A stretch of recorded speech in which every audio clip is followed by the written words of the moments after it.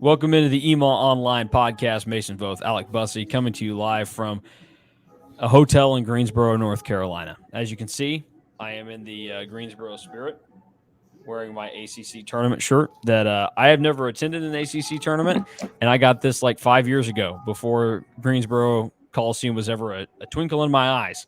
I just randomly had it from a Goodwill trip. So it's good to have it, though, because Greensboro Coliseum treated K State well.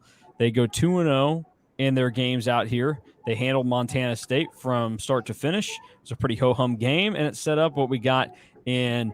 I mean, so far, I mean, I know there are good ones, but that's going to be a candidate for game of the NCAA tournament. The way that it played out today between K State and Kentucky, both sets of Wildcats went through moments where they took the lead, and then the other gave some pushback.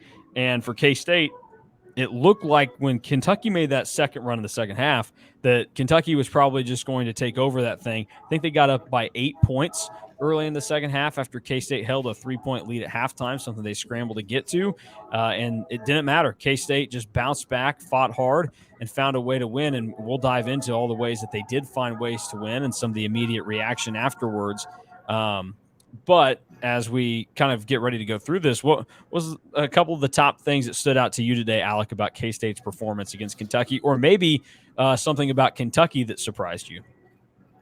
Yeah, I mean, certainly it was an awesome game. I think it was incredible to be able to. I said this to you at one point during the game. It was really cool to be sitting in press row right behind the television broadcasters at the game that everyone on Twitter was talking about. I thought that was a really cool experience, something that I had never experienced before. But it was really K-State shooting in the second half that I think really kind of propelled them to a second half win over Kentucky. 75-69, like you said. But I also think it was some of the adjustments that Kansas State's coaching staff made in the second half. In the first half, I didn't think they did a very good job of exposing Kentucky's weaknesses defensively of Oscar Tshiebwe in ball screen coverage and particularly pick and roll coverage. Kentucky is in the bottom 20th percentile, I think, in college basketball this season in pick and roll coverage against opposing teams. And in the second half, they did a really good job. Kansas State did of getting him inside ball screens, which helped Kansas State and Marquise Noel get into actions towards the rim and opened up some shooting lanes where they go 5 of 9 from the perimeter in the second half after going, I think, 0 of 12 from deep in the first half. And Marquise Noel's play in the second half, I think, was marvelous, nothing short of brilliant. He goes for 23 points in the second half, makes 10 of 11 free throws, so he does get a good portion of his points from the free throw line, but he also makes 5 of 10 shots from the field, and 3 of those are three-pointers. Not to mention his four assists, 2 turnovers. Both of those came in the first couple of minutes, which helped aid Kentucky's 13-2 run to take a lead after being down at halftime. But the way that Kansas State played, and particularly Marquise Noel played in the second half, I think was something to really keep your head high about if you're a K-State fan. And I know we've talked about this in the hotel room while we were kind of getting some work done, but I think the effort that Kansas State played with tonight is something that we haven't always seen from this team, or more specifically individuals on this team. Mm-hmm. Cam Carter, he took 4 of K-State's first 6 shots, but he didn't take another 3 shots in the game. He only had 6 shot attempts the entire game. He's not someone who Kansas State can rely on to give them a ton of points. He's not going to be a great distributor. He certainly has his weaknesses on the defensive end, and he's not a great rebounder. But if you look at what he gave Kansas State today, for him to go grab 3 rebounds in a game where Kansas State does get pretty crushed on the boards, 44-25. Every rebound that Kansas State got, I did think was important.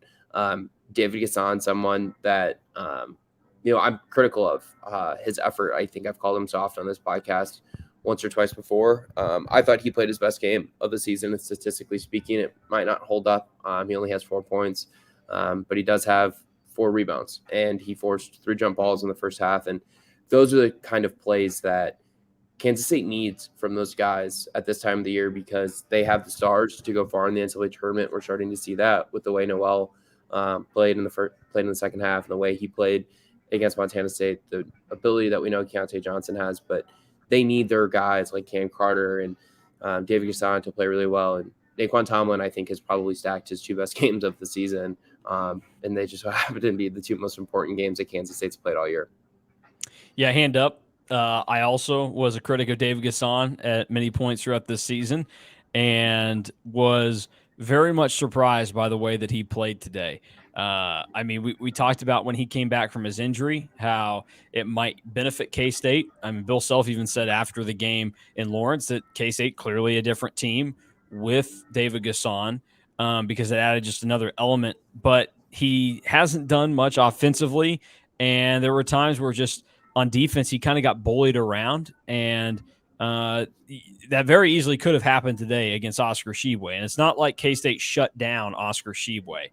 He still went for 25 and 18, had a phenomenal game. And if you go and look at all at what Kentucky fans are saying, it's how Kentucky wasted Tshiebwe the last two seasons because they didn't give him any help, really. Like, he was as dominant as one can be in this Greensboro stretch. He ended up coming away with a total of 43 rebounds over 2 games, ends up scoring 34 points in those 2 games, and Kentucky is going home yet again early in the NCAA tournament. And David Gasson played a huge part of that today because you're not going to stop Oscar Tshiebwe. And it's the cliche, you can't stop them. You can only hope to contain them or something like that. And just slowing a guy down. That's exactly what K-State did. David Gasson, you use the term soft. I don't think David Gasson himself is soft, but I think he does have soft tendencies at times.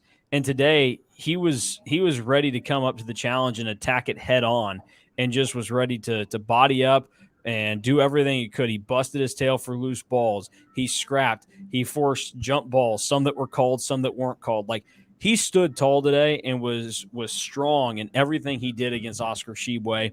And then Naquan Tomlin was the same way. He was good defensively. So the same things that Gasson did that I thought were really successful, I thought Tomlin did a nice job of defensively.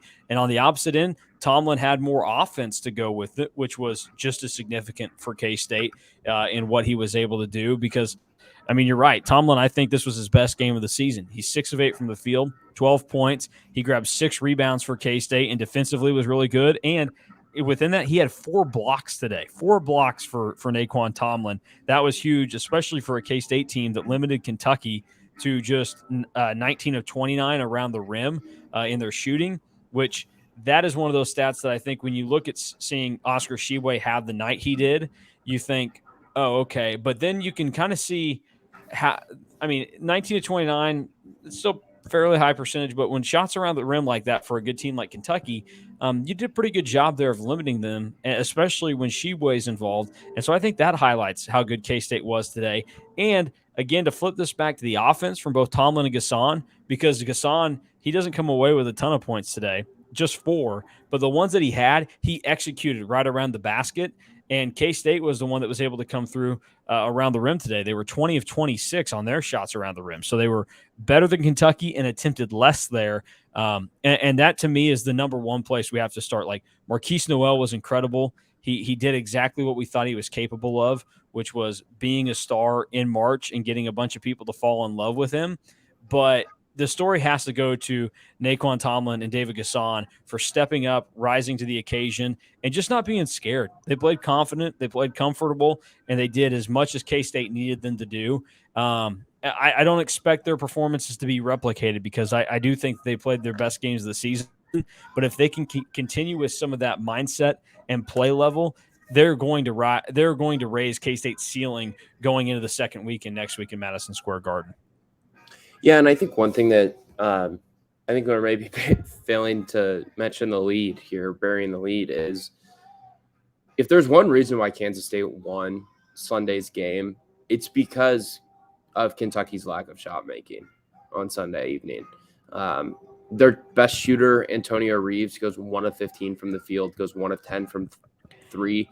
And rumor has it he did that on purpose to make me look like an idiot for all week. Just Antonio Reeves scares me. Antonio Reeves scares me. And then he just decided not to make a shot until it didn't matter at the end of the game. Yeah, so Reeves is a 40% three-point shooter on the year. But if you follow this Kentucky team at all this season, you know that he had his struggles at different points in the year, and he maybe wasn't the most consistent 40% three-point shooter on the year. But for him to go 1 of 10 from 3 and his only make being one with less than 10 seconds, I think, remaining in the game when it was already decided, says a lot, I think, about the fortune that K-State had, I guess you could say, defending Kentucky in their three-point shooting, where Kentucky goes a really bad 5 of 21 Kentucky goes a really bad 4 of 20 from three. And obviously Reeves takes 10 of those, but I think Kansas State did a really good job of defending the 3-point line. They didn't have a ton of open ones in the first half. Obviously, CJ Frederick's one made three was wide open. I turned to you and I said, you might want to defend him. I know his percentage was only 31% this year from behind the arc, but he was over 46% in his freshman and sophomore year at Iowa. And that was on pretty high volume. But overall, I mean, when Reeves goes 1 of 10, when Chris Livingston, who's not an elite shooter, goes just 1 of 4, Frederick goes 1 of 3, and Jacob Toppin goes 0 for 2, and Cason Wallace goes 1 of 1 from three. Like, the reason that this Kentucky team has struggled to live up to their potential for most of the season isn't because Oscar Tshiebwe didn't put himself in the National Player of the Year conversation again. It's because they lack shot making on a consistent basis. And they shot a good percentage this year, but they also lacked the consistency of it. And give Kansas State a lot of credit for making Kentucky struggle to shoot the three at a high level, because they were tough looks for a lot of the night. They were contested looks for a lot of the night. And you put all those things together and it becomes a lot more difficult to make those shots consistently. And I thought that Kansas State did a really good job of, defending the perimeter and really defending overall, because Kentucky had 11 turnovers in the first half. They finished the game with 16. Yep. And that's a huge reason why Kansas State won on Sunday, was because of the way their defense played. I thought the way the defense played in the first half was probably the best defensive half Kansas State's played this entire season. Yeah, well, and if you look about it, I mean, K-State's defense was just really good today. And a lot of Kentucky season did come down to, did they make shots in games or did they not? But what we saw was K-State go out there, and K-State was the main reason. I think most guys didn't make shots for Kentucky. Now, I do think that the Antonio Reeves thing, like, that's just a dude having an off night and struggling. So I'm not going to credit K-State totally for getting Reeves off his game, but he was also on a heater coming into this. I mean, Reeves in his last 3 games was 37 points, 22 points, 22 points. And a guy that is that hot and scoring at that clip, maybe it's just a hot stretch, but that dude typically doesn't go scoreless until garbage time. He still finds a way to score. So K-State just did a great job all around and forced Kentucky to go 5 of 21 from 3. And I just thought it was really impressive what they did. The other notable thing was K-State, we knew that there was a weakness that Kentucky had, and it was that they did not turn teams over. K-State struggles when they turn the ball over, and they got to play a team that was going to be able to help them, I guess, settle down and run things a little bit easier because they don't have to worry about so much about turnovers. Early in the game, K-State was turning the ball over on 20% of their possessions, which was uncharacteristic, and we knew that had to change if K-State wanted a chance. And by the end of the game, K-State only turned it over 12% of the time, a total of 8 turnovers for the Wildcats, including just only a couple for Marquise Noel in the second half. And then you go and kind of look around at what Kentucky did. Kentucky turned the ball over 16 times at K-State's 8. So K-State doubled up Kentucky there. They were the ones that forced a lot of the pressure. Just a good performance in general for the Wildcats and what they were able to do against Kentucky. Yeah, and I think, like you said, the lack of turnovers that Kansas State had offensively is a huge reason why they won as well. And those lack of turnovers, I think when they have 11 or less turnovers this season in a game, they're undefeated. And that should inspire a ton of confidence as you prepare to play the number 7 seeded team in your region, Michigan State, in the Sweet 16 at Madison Square Garden, because Michigan State forces less turnovers than Kentucky does. And Kentucky was already in the 300s, I think, in Ken Palm's turnover percentage numbers from a defensive perspective. So that gives Kansas State a lot of confidence, I would think, playing a Michigan State team that does have a lot of talent, I shouldn't say a lot of talent. This is a Michigan State team that has a lot of experience. They don't have an NBA player on their roster, maybe Malik Hall, but probably not. It's highly unlikely Malik Hall ever sees an NBA floor. But you put all those things together, and I think Kansas State now gets to look ahead to the Sweet 16, and they get to look ahead to a Michigan State team that I think they match up pretty well against, Mason. And I think that that's exciting for K-State fans. Is you don't want to look too far ahead to potentially playing in the Elite Eight, but as you look at it, it looks like Florida Atlantic's probably going to be at FDU, so you're going to have a 9 seed and a 4 seed opposite you in the bracket, and that 4 seed is without their starting point guard. And that's obviously Tennessee, a team that a lot of people maybe didn't have a ton of confidence in because of their struggles on the offensive end. And then FAU, they're a mid-major, and we've seen 8, 9, 10, 11, 12 seeds make it to the Final Four before, but they're in Conference USA. So there's certainly reasons that Kansas State should feel really good about their opportunity heading to New York next week. Well, I mean, just as K-State showed up here in Greensboro as the best team, K-State is now getting to show up to the Sweet 16 with 4 other teams that they are also the best team in. And that doesn't happen all that often. I mean, obviously, it makes it a little bit easier when you're the 3 seed, but it took number 1 Purdue going down to a 16 seed, and then Marquette, the 2 seed, losing today. Duke, who was the 5, was playing really good basketball, and they somehow got beat by a Tennessee team that I just don't know how they're going to continue to play offense over the next 2 games. So K-State's in a really good position right now. Now, let's get to one of the main characters and why they are so good. We've mentioned Marquise Noel a little bit. 27 points today, 23 came in the second half. He was lighting Twitter on fire because not only was it the scoring that he provided in the second half, but when K-State made a couple of their runs, he made just some big-time plays that got not only K-State a bucket, but got them one of those buckets that's worth more than 2 points, where the momentum and energy was high from the team and also people inside Greensboro Coliseum that weren't a part of Big Blue Nation. Whether it was the K-State fans that were in attendance, credit to anybody with K-State ties that was in Greensboro. I don't care where you were from, but for you to show up, that was an important thing. Or if it was the Xavier and Pitt fans that were left over that were tired of the snobby Kentucky entitled nature, or if you were like the random NC State fan that was there and was like, come hell or high water, Kentucky's not winning in this building tonight. Those were the kind of plays that got people on your side. And I like what you said about it's kind of crazy to sit there and, playing out right in front of us is this game that literally everybody is talking about on Twitter. Standalone game in the NCAA tournament, CBS, middle of the afternoon on a Sunday, nothing else to do. People are watching this game, and it exceeded whatever hype may have been set for it. But Marquise Noel was the main storyline there. He was getting talked about left and right. People were loving him up for what he was able to do. K-State was going to was going to look good coming out of this game regardless. It helps that they were able to get over the hump and win it, and Noel played a huge role in it because he stepped up and hit some monstrous shots. I talked to my pal Mitch Fortner at halftime, and we were just sitting in the hallway and kind of chatting about the game. And K-State was 0 for 12 from 3, like you noted. And he said they're going to have to make some threes to win this. How many do you think they make?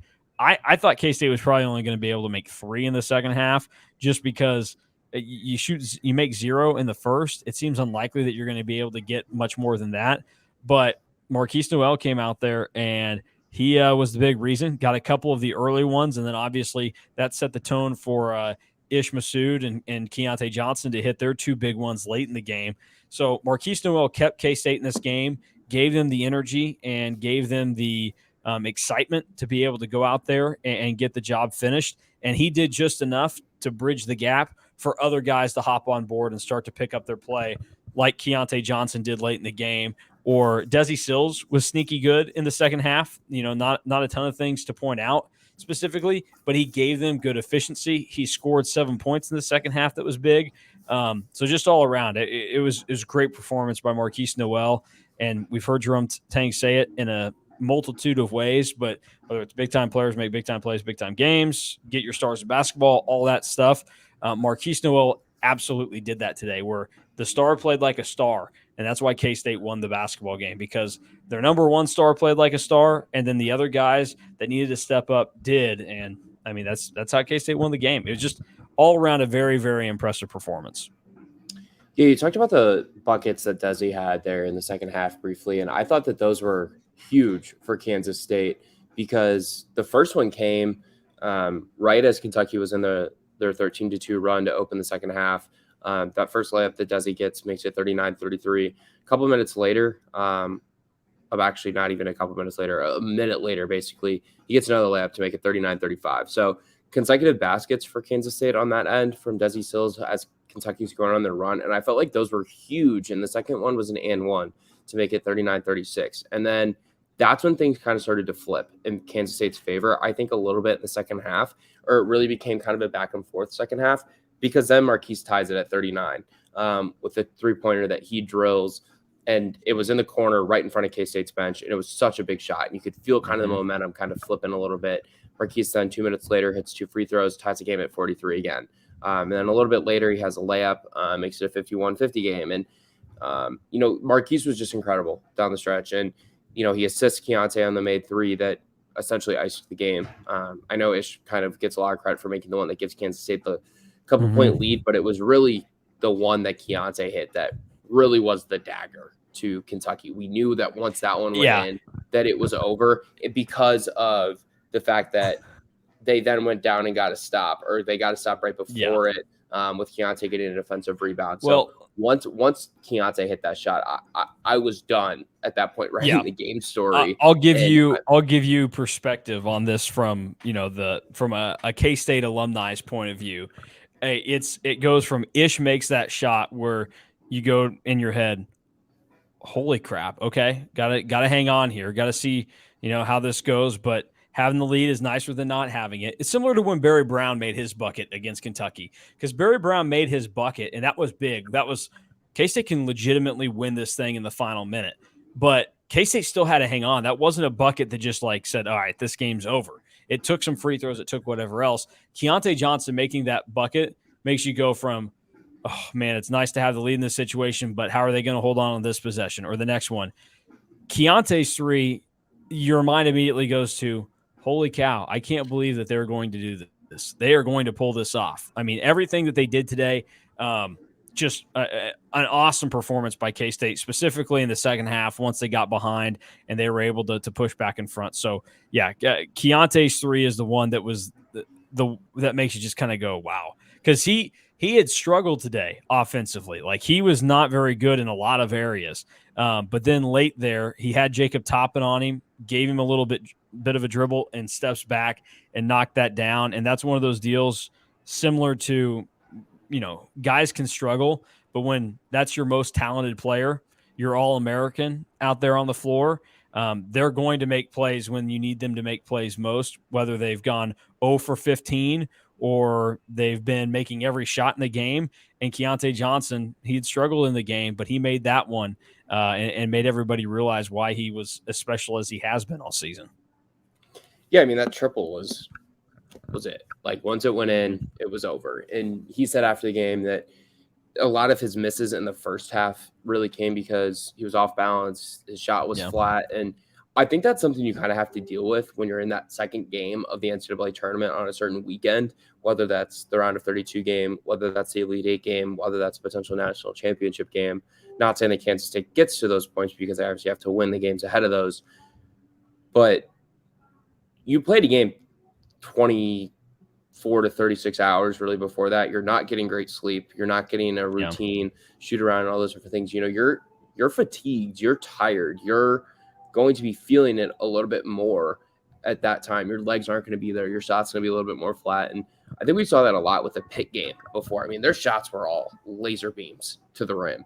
So I think that Keontae was really kind of feeling that in the first half. And, he steps up and he makes a big one in the last couple seconds of the game or last couple minutes of the game. And there was better arc on that one, needless to say. And it goes in, and that was, like you said, that was the dagger. That was it. And I started putting my finishing touches on the game story. I think you started preparing your tweets and those different things. And it became clear that Kansas State was going to go to the Sweet 16 for the first time since 2018. And it's under a first-year head coach.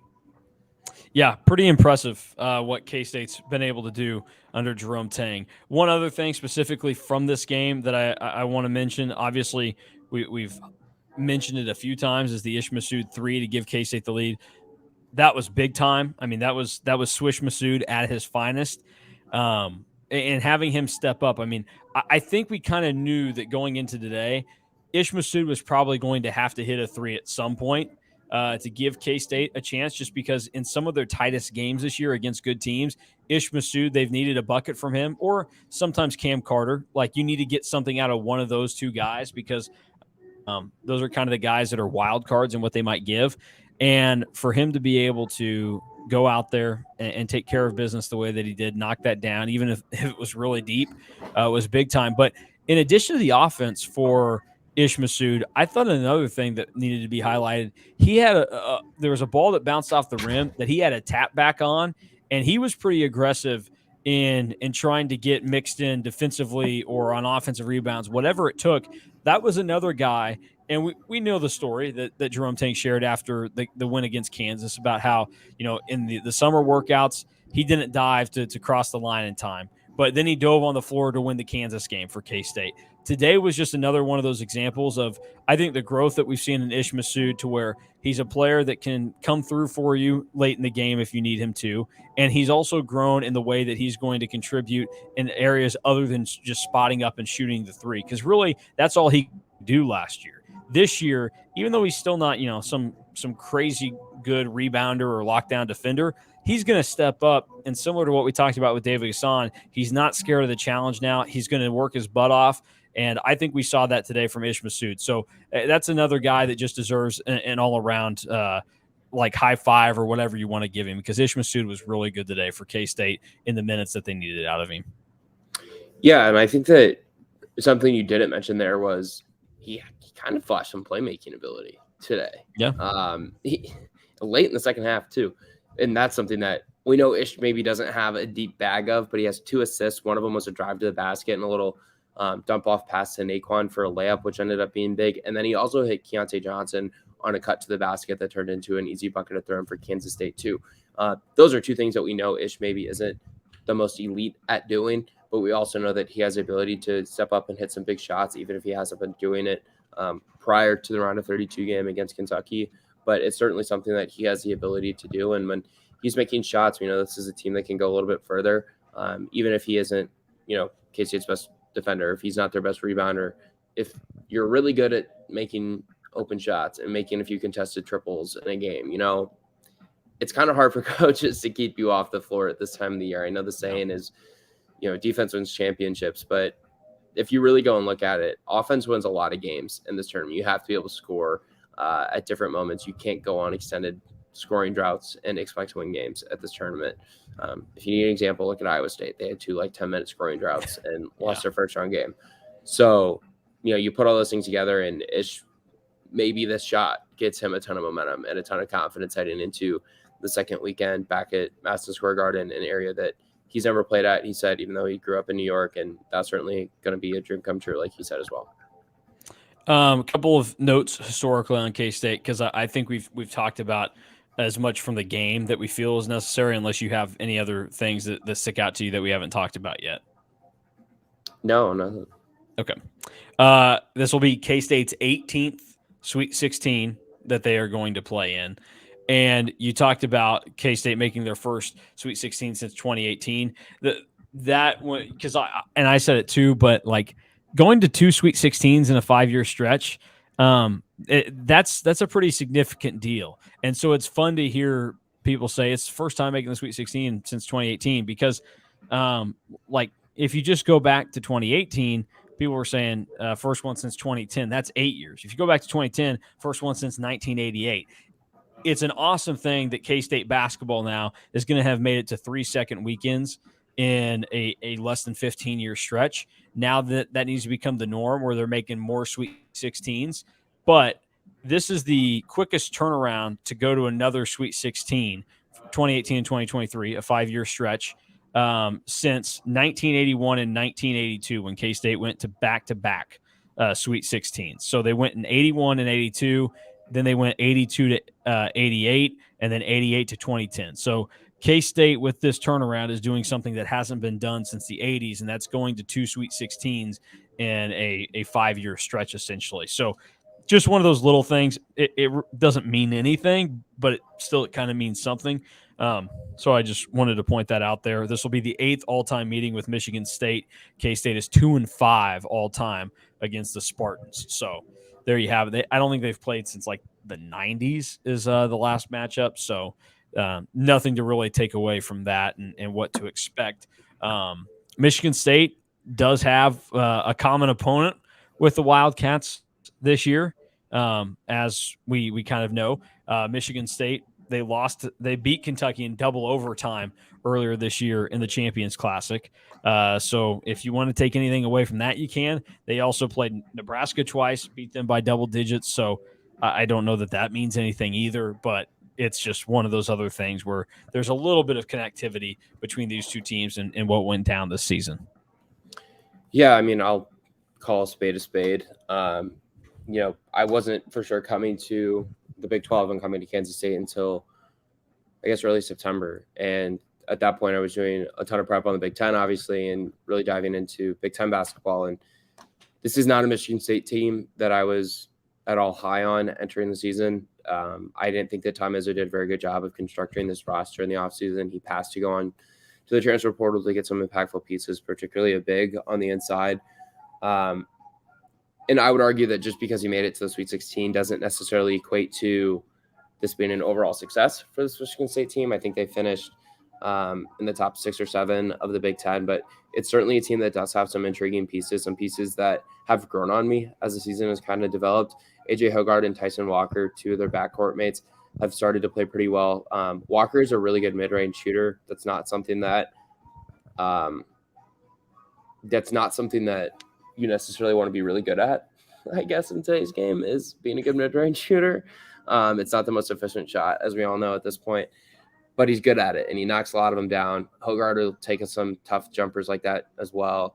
But a player that I really like is Jaden Akins. He's dealt with some injuries this year. He's just a sophomore, but he's 6'4", really, really, really athletic guard.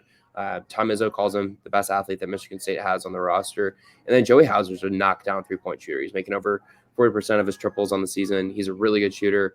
I should say he's making over 46% of his threes. I don't want to sell him short. He's a really good shooter. He'll make you pay for leaving him open. Kind of a good 3-and-D guy, experienced senior, started his career at Marquette.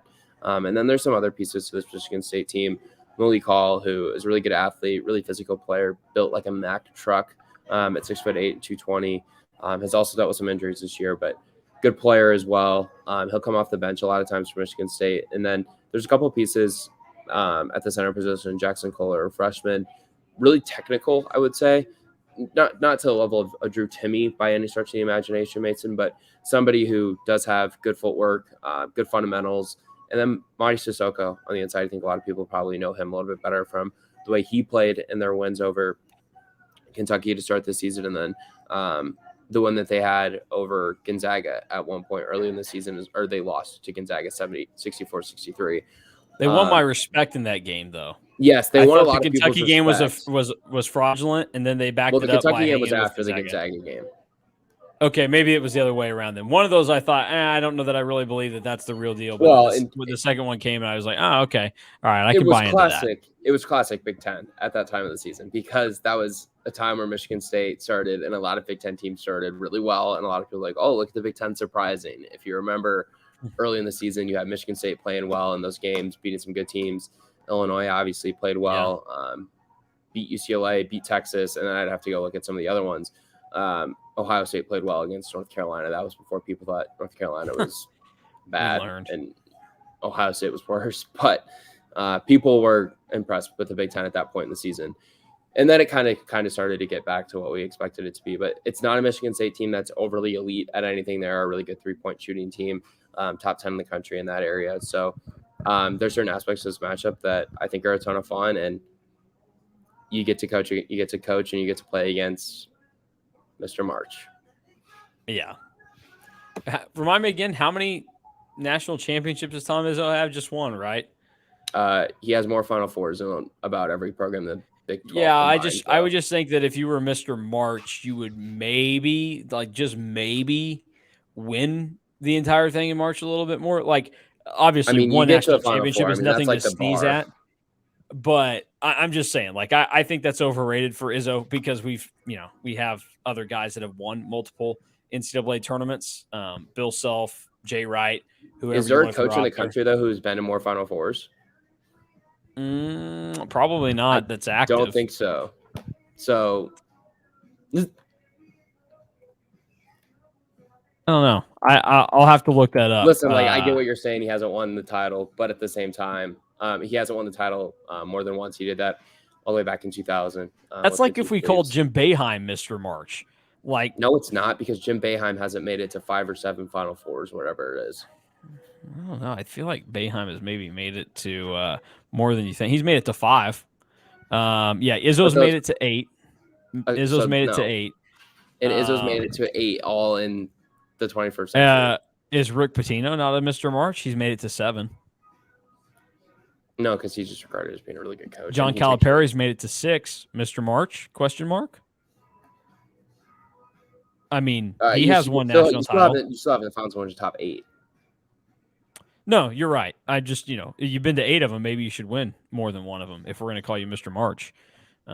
Just saying. Well, Coach K went to 13 of them. Actually, you really shouldn't, because that's the Final Four in the national title are played in April. So, That's true. That's a good point. So, he's actually not supposed to be great in April. He's just great in March. Yep, you're right. I don't think that means anything. I don't think that means anything in this game. We'll see how it ends up working out and what ultimately ends up coming of everything. But I don't know. It's going to be exciting to see how K-State fares going to New York City.